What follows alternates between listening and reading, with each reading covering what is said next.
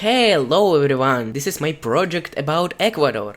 Ecuador is such a wonderful word, 4 whole vowels. But what about its origin? I bet everyone finds this interesting. Can you imagine that the name of such a magnificent country comes from its location? It is located right on the equator. So, the Ecuadorians of old generations, looking at the word Ecuador in Spanish, thought, why not name this place like that? And what about our estimable and delightful Ecuadorians eat? The first example is ceviche. I'm sure that like me, you are seeing this masterpiece dish for the first time. When I first saw a photo of this delicacy, I thought, why mix lard, onion, and peas? If you don't know what lard is, it's what those Russian fishermen love. Okay, let's return to our culinary masterpiece. Ceviche is a seafood dish made from shrimp, fish, or shellfish, marinated in lime juice, with the addition of onions, tomatoes, and cilantro. I could say even more about how this was created, but I've already spent 624 characters. Our second culinary masterpiece is aping tacos. Actually, I really like this dish because it resembles the Belarusian culinary masterpiece, Draniki. It consists of potato cakes filled with cheese, often served with sausages, fried eggs, or avocado. Well, I haven't seen Draniki with avocado, but we'll skip that. Make some noise. Our third contender is Enspalado.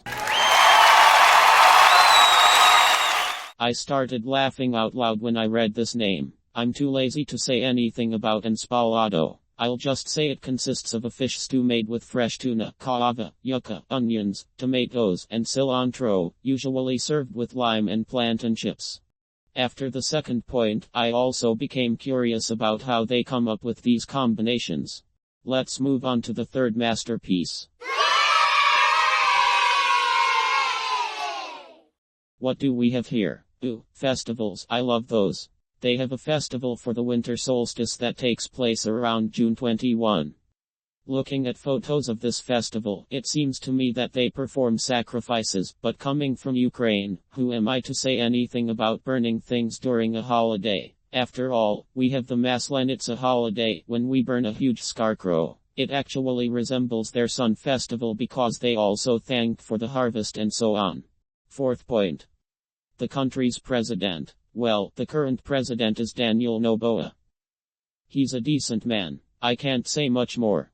Fifth point.